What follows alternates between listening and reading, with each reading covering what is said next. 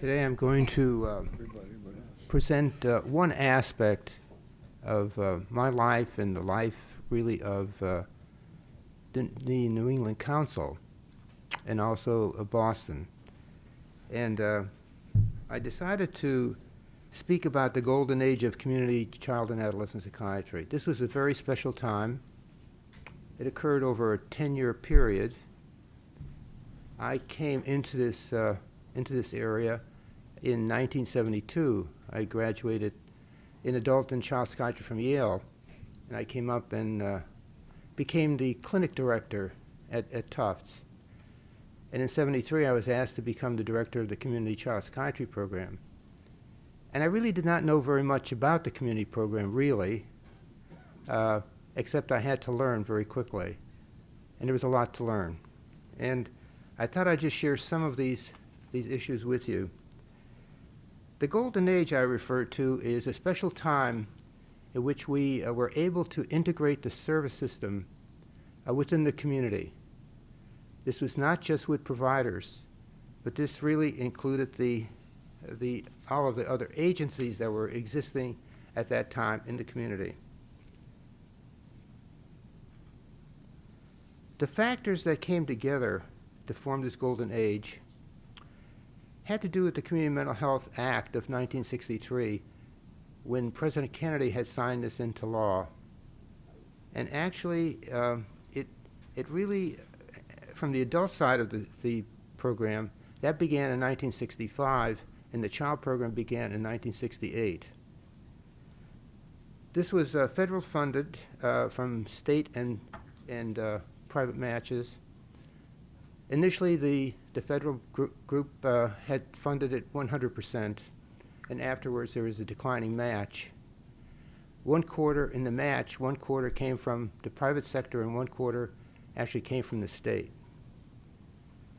It was interesting because Boston had experienced a strong immigration program that preceded this. And the immigrants at this point were really second and third generation. But actually, they were an interesting group.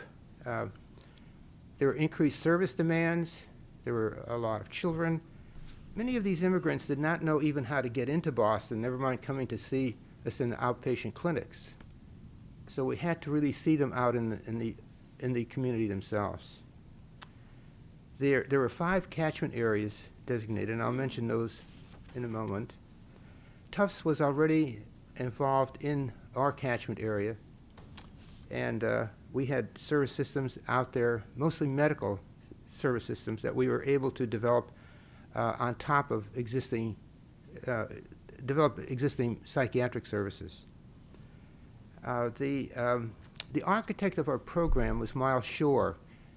He was an adult psychiatrist, came from the Midwest, and he firmly believed that we should spend all of our money on staff and nothing on buildings. So this was a mental health center without walls. There are other catchment areas that spent a lot of money on buildings. The center of the operation was at the Tufts New England Medical Center, and this was sort of the beginning and harbinger of the ACO system. Sort of mention that to you because the hospital became the center for a lot of the administration of this operation. And they provided excellent coordination and actually a lot of administration. We had exceptional local membership from our leaders in the community, and we had a lot of help from state legislators. The 5 catchment areas included Boston University with Solomon Carter Fuller, the Cambridge Community Mental Health Center, the MGH Lindemann Center, the Mass Mental Health Center, and Myron's going to be talking about the Mass Mental Health Center in his discourse, and I was at the Tufts Mental Health Center. These catchment areas had a whole series of governance, an area board, the area board composed of leaders within the community. As I said previously, the adult and child programs developed in '65 and '68, declined federal funding 100% to 0% over 10 years. And the total budget was $750,000 per year. Now, that remained for the 10 years. That was one of the requirements. There were some increases because of inflationary issues. The catchment area was an interesting catchment area which included Chinatown, or Chinese, Vietnamese, and Cambodian, South Boston, Irish, Eastern European, North Dorchester, African American, Haitian, Barbados, and Jamaica. At that time, we had a quite large Caribbean community. Our integrated service system on the right, this is where we placed a lot of our staff. We had 4 settlement houses. We had 6 community health centers. We had 4 boys and girls clubs. And we had 3 housing projects. And we placed our staff in those units. And in those units, there were already several, actually many kind of child health providers. On those in the left is where we provided consultation, the schools, the churches, the police stations, and the courts. And many of our staff who worked in those areas actually came from the group on the right. The central unit at Tufts had to do with an outpatient and inpatient program. A day hospital, Monty Stambler was in charge of that. Delinquency prevention program, Bill Monahan. Mother-infant intervention program, Shira Samravira. Pediatric consultation, Alan Marks. And I didn't put in Steve Porter, and he did our work in the courts. We also developed the BEST team, Boston Emergency Services team. Peter Randolph and I. Peter was in charge of the adult program. And Peter and I really developed this program at the behest of the area board. And we had people going out in the community, clinicians going out in the community and seeing patients on an emergency basis and actually evaluate them there and bring them in town or send them to the emergency room. The state agencies, as you can see, DMH, DMR, DSS, DPH, and Juvenile Justice, they were like 5 silos, and they operated like silos. They never talked to each other. They competed for monies with the governor and the state, and I think they were very envious of us because we had funding, we had our program, we're in the community, and one of the things that happened was we really did not need them very much. So we were not going there clamoring for money from them. But instead, we really turned our attention to the private agencies, which are really incredible. We had a great relationship with the foster care and adoption groups. Catholic Charities was incredible. Sorry that they don't really exist anymore. Because they did a tremendous amount of good things in our community, and other Boston child caring agencies. But I must say that it was the private sector that helped in that instance. And what made this work? Well, we had the workable sizes of the community. It was workable. We weren't spread out so much. We used funding for staff only. The leadership included the staff, myself, who was Polish, Art Mutter, who was Jewish, Peter Randolph, who was Boston Brahmin, and Bill Monahan, who's Irish. And we all had interests and experiences in working with ethnic communities to begin with. And you might say, Peter himself was very involved. The Boston Brahmin community was quite ethnic. The area board was Sister Sheila, Sisters of Charity, and she was the head nun in the convent in South Boston. And she was a very tough person. But she ran the show. She was almost like our pseudo-pope. And she had connections with the cardinal, with all the churches. And when Sister Sheila wanted something, she usually got it. The medical center support system, Paul Meyerson was the chair, Sidney Gellis, pediatrics, Count Gibson, public health. And the one person I have to mention is John Harrington, our dean at Tufts. John was the person who really started what was called the home medical service. And the home medical service took second-year medical students and put them out in the community. So when I was a medical student there, I had a 44-year-old woman who was from Columbia Point, and I would go and visit her, and one time she developed heart failure, and I had to get an ambulance and bring her into the hospital, deal with the cardiology service, see her, follow her. So we were, even as a medical student, were already in the community. The legislators, the major person was Bill Bulger. This is Whitey Bulger's brother. He's the other side of the coin. And Bill was a Senate president, and he was a very good friend of ours. And Bill Monahan was a boyhood friend. And of course, he and Sister Sheila got along very well. And all I can say is he's terrific. I was going to talk to you about two cases that kind of represent some of the work that we've done. One is a 12-year-old boy with a gun, and somehow we found out that he had the gun. I think it came from the school, and we had to do something about that. So we went to the area board, and the area board said, listen, you've got to talk to the head of the Caribbean community, because he knows who to talk to. So I spoke to him, and he said, Dr. Jankowski, give me 24 hours, and we'll have this solved for you. So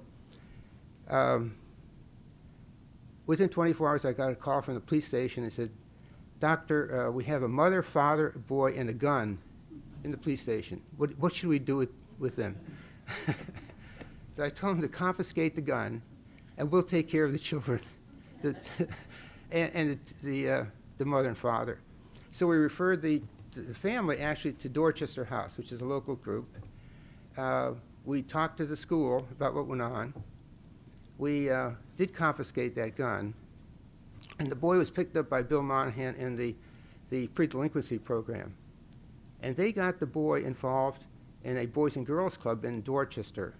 And he was a soccer player, and he was from Jamaica. And he did very, very well. He was one of the star soccer players in the city, and ended up going to Boston College for a 4-year scholarship. I'm not sure what happened. Bill Monahan was keeping tabs on him, and Bill was a graduate of BC also.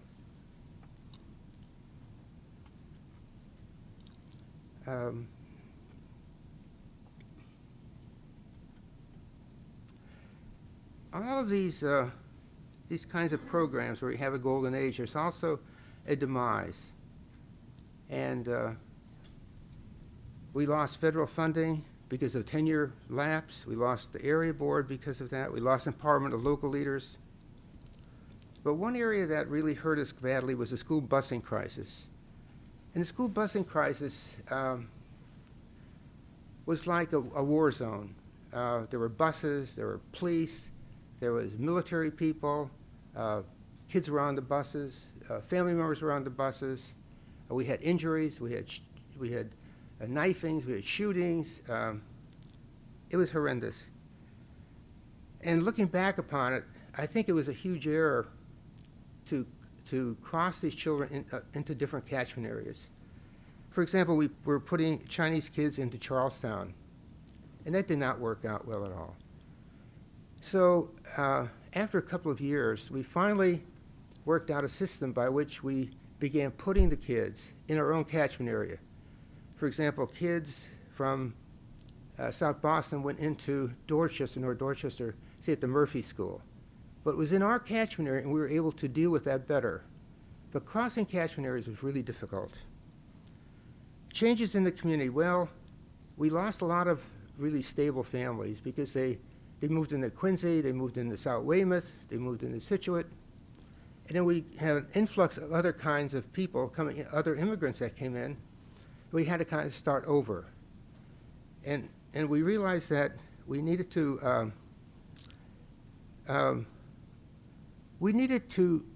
not crowd our existing community with so many people that needed a great deal of work. Managed care was another problem for us. Managed care would only pay for one-to-one for 15 minutes or 20 minutes, and they did not pay for consultation. So they would not pay for community work.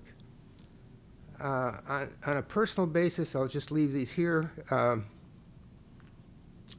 I was at Tufts Medical School, NIH, in Child Development, Yale, for adult and child psychiatry and pediatrics. I went to Tufts. And eventually I became the chief of the child adolescent psychiatry program. And my mentors were Al Solnit and John Showalter.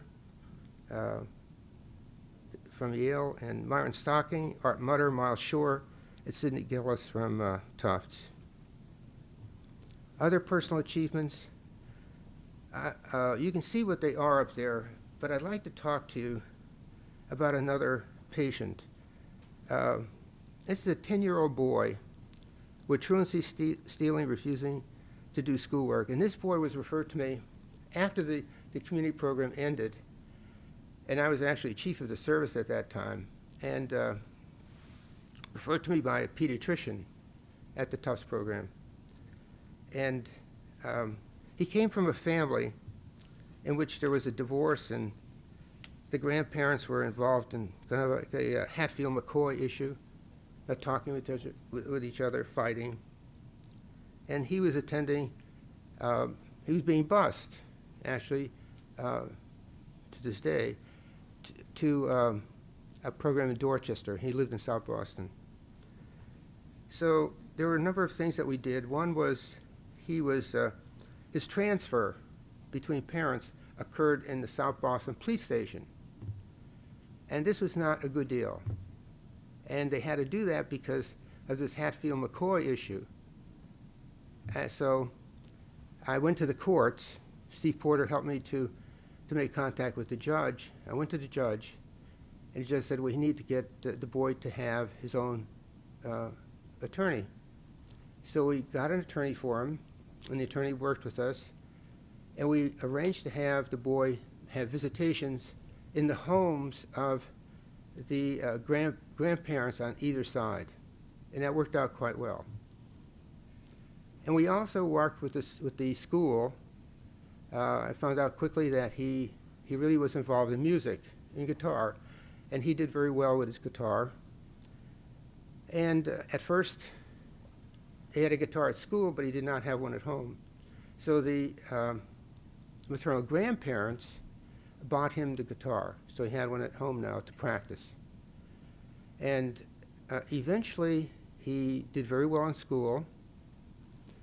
It was interesting because you get more from a positive reinforcement than you do from negative reinforcement. So the school kept telling me that, no, he cannot have this guitar at school because he's not doing his schoolwork. So I told him, why don't we try it the other way? This is not working. So we then said, okay, we'll give him the guitar. We'll put him in the music program. We'll give him chances to do his music. And the grandparents were the same way. No, he's not going to school. I'm not going to give him a guitar. So I had to implore with them that we have to do it in a positive way, not a negative way. And that actually worked quite well. And eventually, I got a call, and I didn't see him for about 3 years. And I got a call in June from Martha Collins, who is the therapist for his mother. And Martha told me that the boy is going to be a soloist at the Boston Pops in June. And he actually was. And he was one of the finalists of 4 people who presented at the Boston Pops. And when we talk about personal achievements, that's one nice thing about working in the community. And working in the community is interesting. I remember going back to Yale and giving one of the grand rounds there when I was involved with this program. And they kept badgering me constantly about the fact that there's no proof that what you're doing is helpful. It doesn't fit any research patterns. Why are you doing this? Why don't you do more classical work in child and adolescent psychiatry? And of course, at that time, everything is, they want outcomes within 90 days, within a year at the very most. And they were getting all their money from these kinds of programs. And I kept telling them, well, you can't do it that fast. So I'd like to probably go back and try to present some cases again who have done very well. But you have to have a time frame that's longer than what we usually think about. You're talking about a time frame of a person's life or many years before you're able to know what was going on.